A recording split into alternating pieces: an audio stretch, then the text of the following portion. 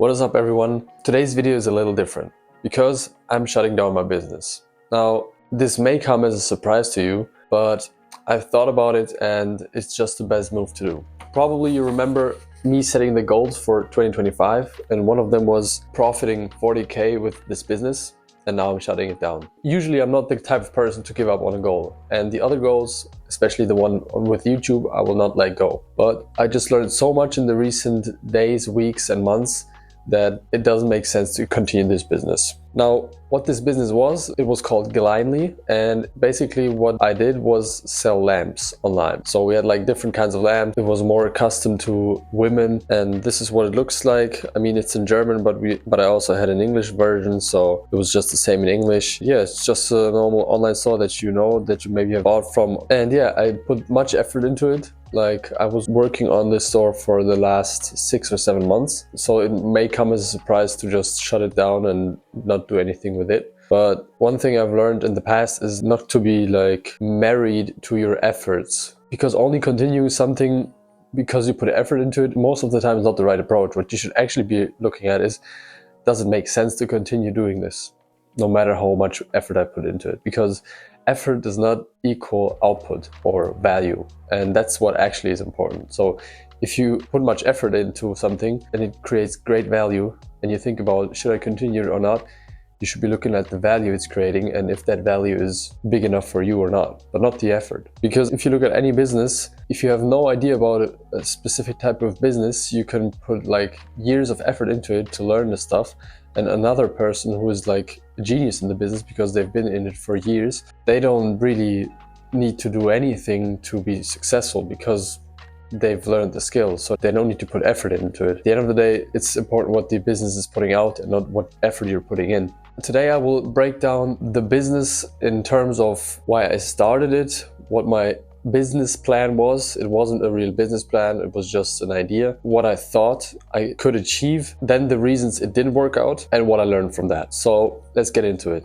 Now, the reasons why I started this business is, first of all, I had been into e-commerce for a long time. So I've been studying at a pharma company for a year and working there too. The first internship I had in an e-commerce branch, and there I really got fascinated with it because I'm more of a numbers person, and so e-commerce is really like not about selling it itself, it's more about optimizing to have the same person be able to sell more. So it's not about the sale, even though the sale is important, but it's more about numbers. The other reason I started is because I was into dropshipping before, and this business also was a dropshipping business.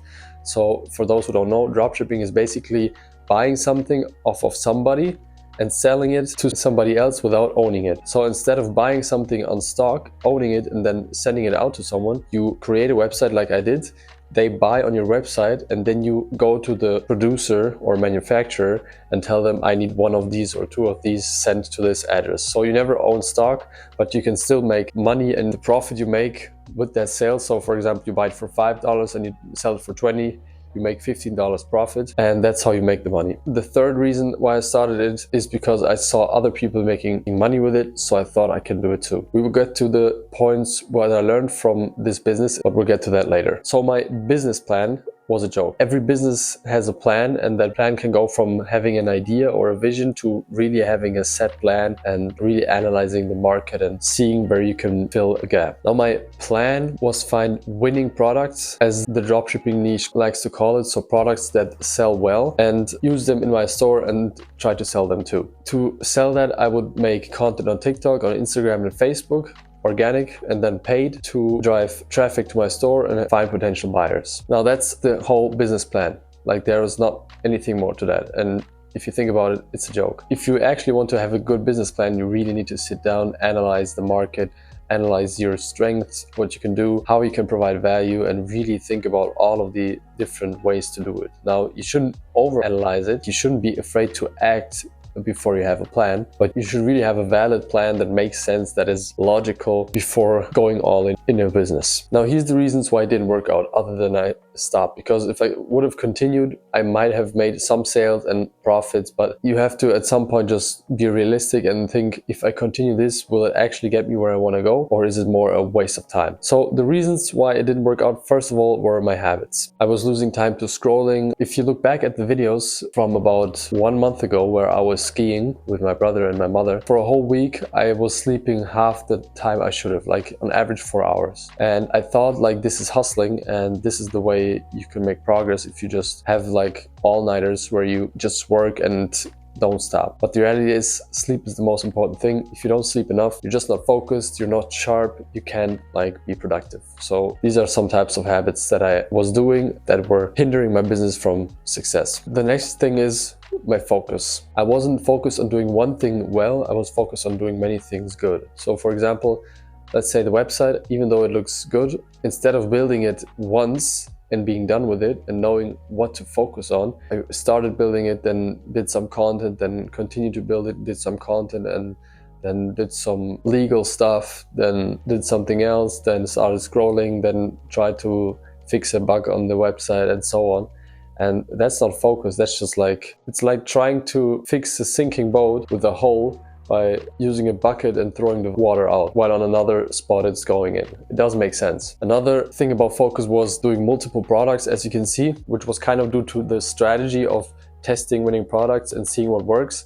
But still, if you do multiple products at once, you can be really good with one product. So if you think about doing a store like that, you should be focusing on one product and being sure that this product is the right one. But we'll get to that later. One of the biggest issues was no customer orientation. So if you think about winning product, the main criteria is it generates views and sales. So you might think, well, if people are buying it, people want it, which is correct, but the approach is the wrong way. You shouldn't be putting something out and hoping for people to like it.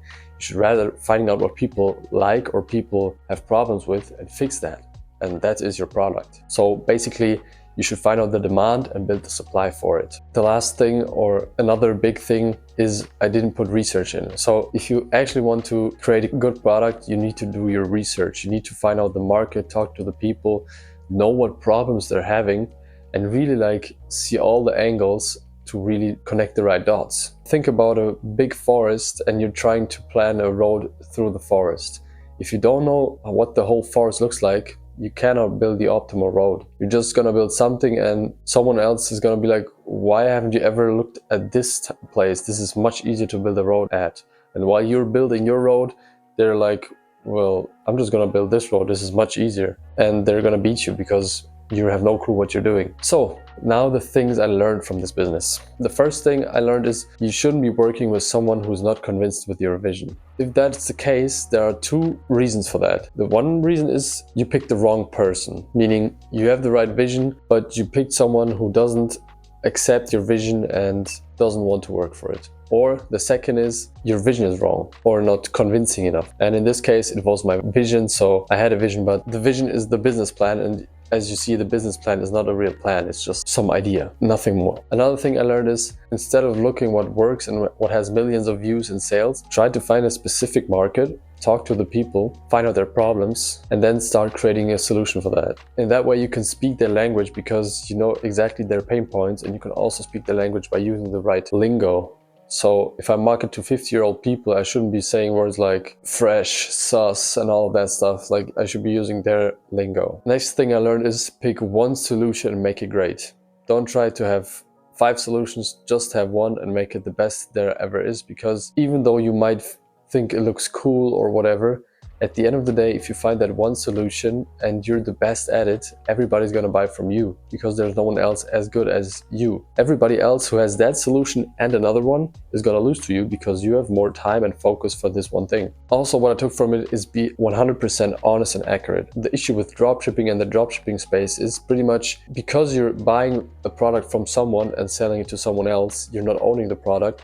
You are trying to convince the person who's buying it that you're the one who's owning it. You can do that by literally lying or by pretending or using words that imply it but not really say it. But at the end of the day, that's just bullshit, let's be honest. Like, if you don't own a product, you can be honest about it. Amazon is also honest about it and no one cares. Like, no one goes on Amazon and thinks, do they actually own this product or does someone sell it there? Because what Amazon is doing is not selling the product, they are selling a service, and the service includes fast shipping and if the product is listed and a certain reliability. So the customer doesn't care if this product is sold by me on Amazon or by Amazon on Amazon.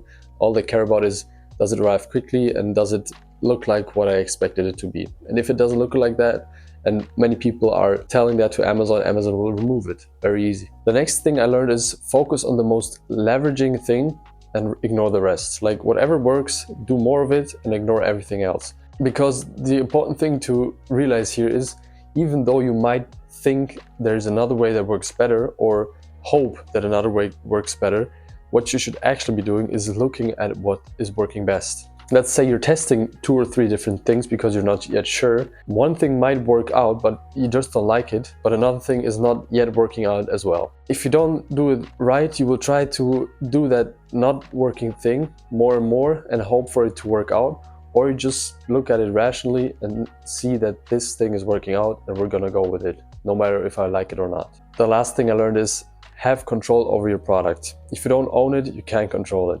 This is not only talking about the physical product itself, it's talking about your business and your solution. Like if your business is completely built on other people's applications and systems, you don't really own a business, you're just renting someone else's business. What you actually have to focus on is building something yourself, and this is of course the hardest part because it requires like skill. At the end of the day, skill can be learned, and if you provide that skill and no one else can copy you because they cannot copy your system because it's not running on someone else's system, then you're just gonna win long term. So guys, if you're asking yourself like what's the next move for me, well, basically I'm gonna start working at UPS for a bit, just in the morning hours to make some extra money. I will maybe try to find another minimum wage job or something like that to just save up some money. At the same time, as I told you before, I will start looking into the market of Chinese business owners at first because I'm not yet sure. So I'm gonna go for restaurants and supermarkets. I'm gonna slowly work myself through that, find out the problems of the people, and then